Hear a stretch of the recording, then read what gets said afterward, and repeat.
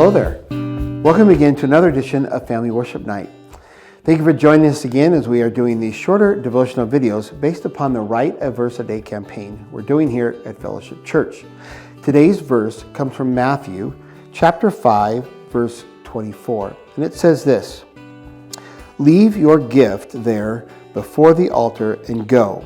First be reconciled to your brother, and then come and offer your gift."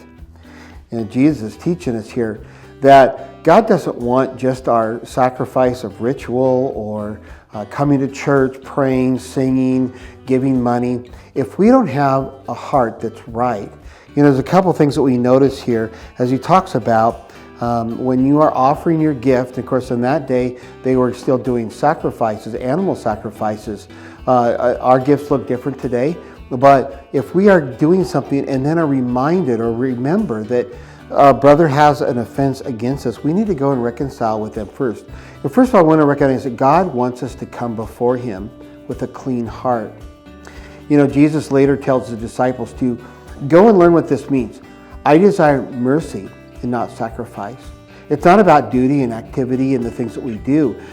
God wants our heart to be clean before Him.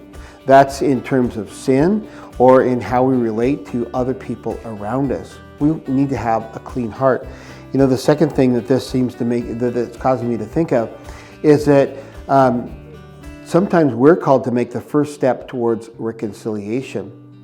It says if you're there and you're reminded that you have a grievance with your brother, then you take the first step to go and try to make it right.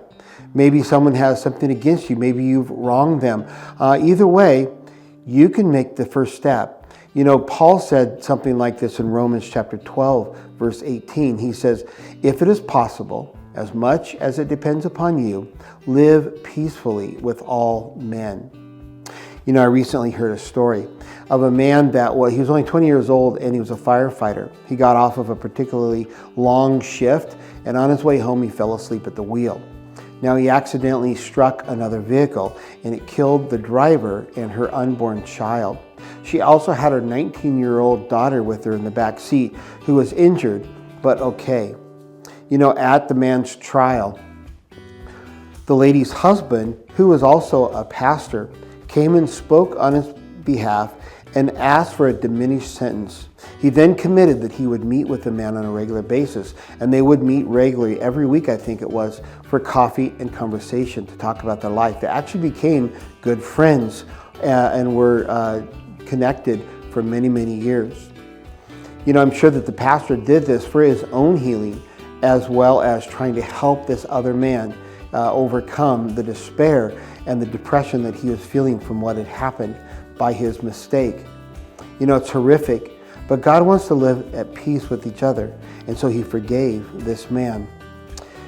What does this mean to you? What might you need to go and reconcile in your life before the next time you come before God?